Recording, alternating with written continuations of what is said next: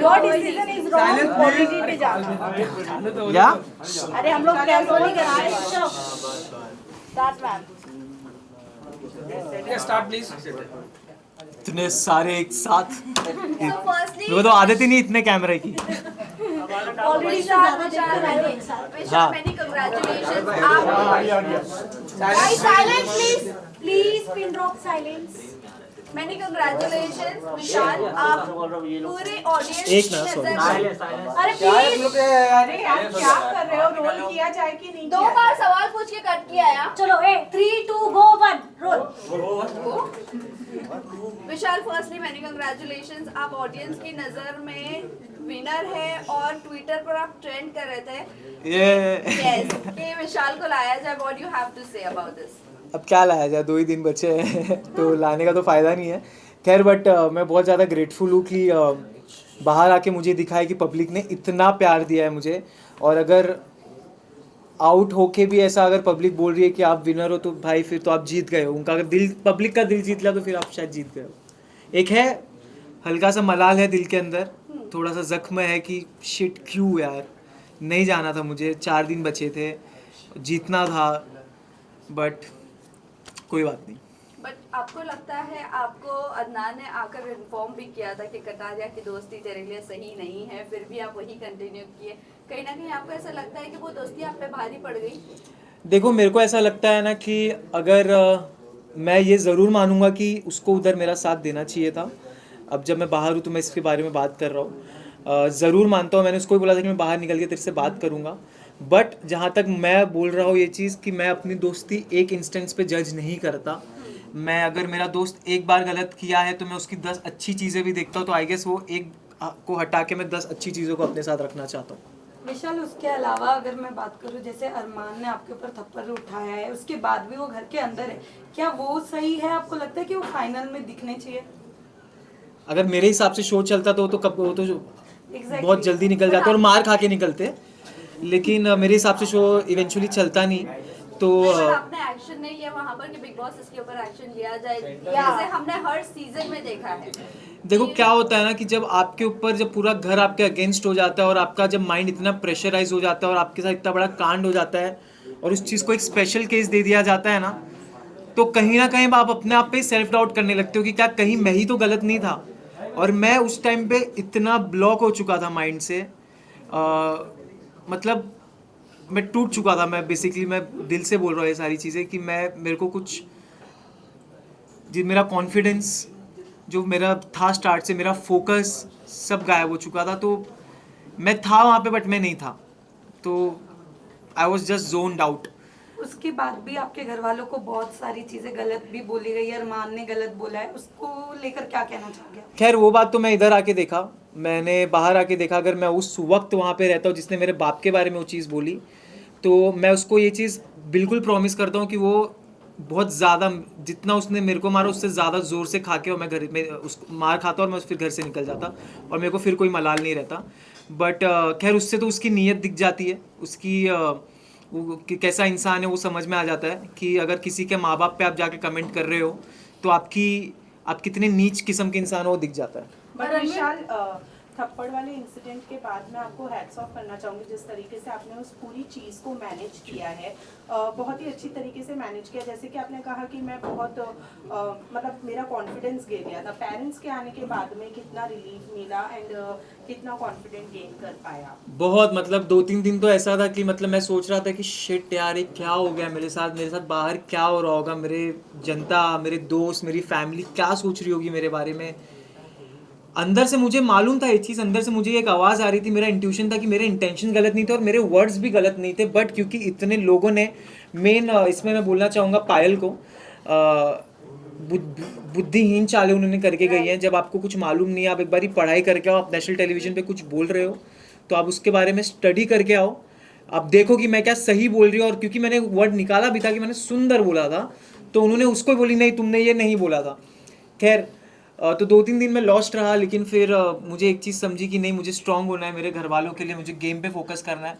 और उसके बाद जब मेरे मम्मी पापा आए तो जी बिल्कुल मेरा बहुत ज़्यादा कॉन्फिडेंस ऊपर हुआ और मैं सोच लिया अगर मेरे ऑडियंस और मेरे माँ बाप सही समझ रहे तो मुझे घंटा फिर किसी से फ़र्क नहीं पड़ता। लेकिन इस पूरे इंसिडेंट में लवकेश ने आपको बैक स्टेप किया है, उसके बावजूद आपकी और लवकेश की दोस्ती जो है वो कायम रही एंड एक टास्क के दौरान आप दोनों ने ही एक दूसरे की पोल खोली। कहीं ना कहीं मन में एक ग्रज आपके था लवकेश को लेकर जो आप दोस्ती के लिए दबा कर बैठे थे?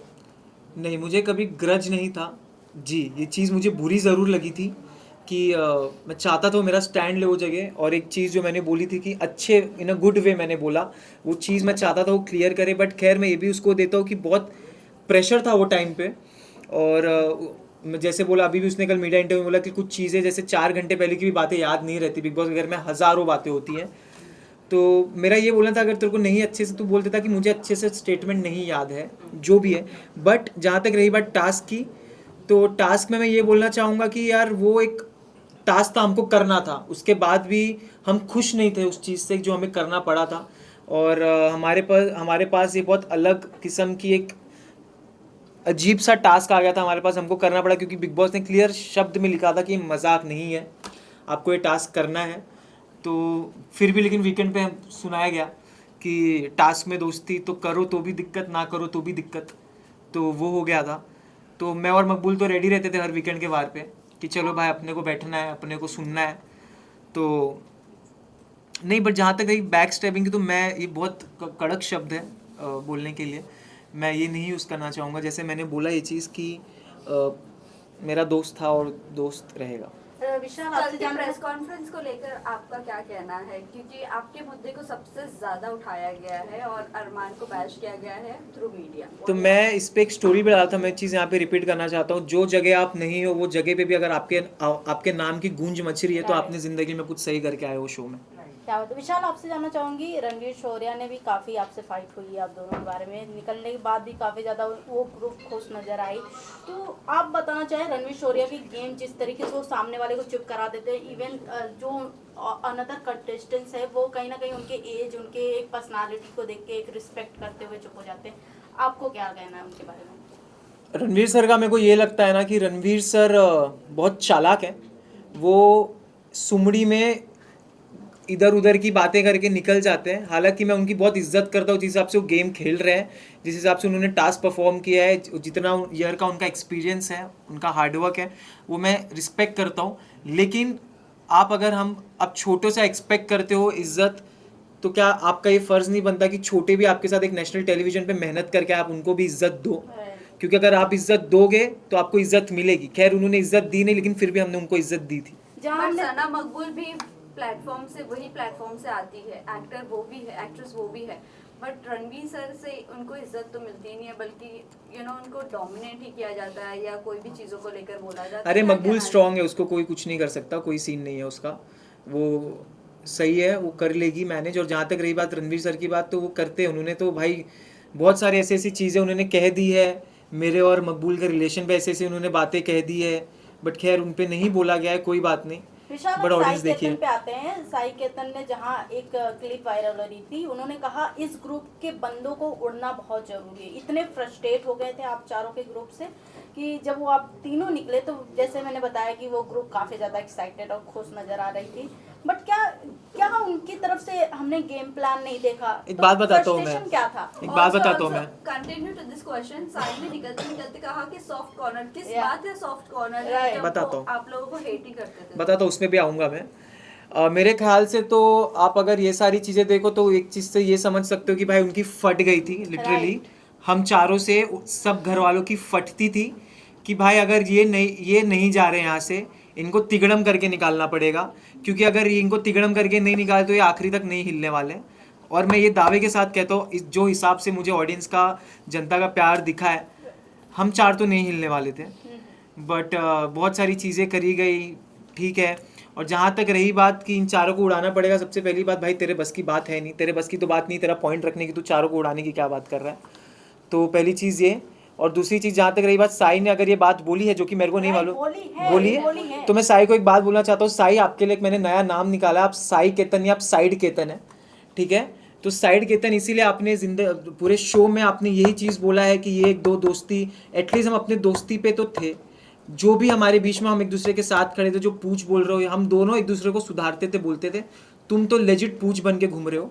और जहाँ तक रही बात सॉफ्ट कॉर्नर की, तो मैंने हमेशा उसको एक चीज़ बोली है कि साई मेरे को ऐसा लगता है कि तेरे को सॉफ्ट, वो हमेशा बोलता था ये चीज़ कि मेरे को तेरे लिए सॉफ्ट कॉर्नर है, तो दिल का बहुत अच्छा, मेरे को भी वो दिल का बहुत अच्छा लगता था। बट बाहर आके मैंने कुछ चीज़ें ऐसी देखी, उसने भी कितनी सारी ऐसी चीज़ें बोली है, वो दिल से उतर गया है।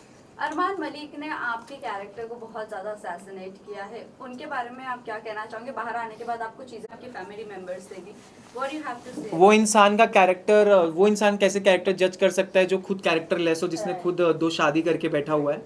तो जो अपनी पहली बीवी का नहीं हो सका, वो दूसरों का क्या ही होगा। और उनके बाकी के बाहर की चीज़ों के बारे में तो मुझे जाना भी नहीं, क्योंकि मेरे को लगता है लोगों को ऑलरेडी सब पता है ऑलरेडी क्या सीन है क्या नहीं है। लेकिन इतना ज़रूर बोलूँगा कि अगर सबसे ज़्यादा बेशरम और गलीच इंसान मैंने मेरी ज़िंदगी में देखा है तो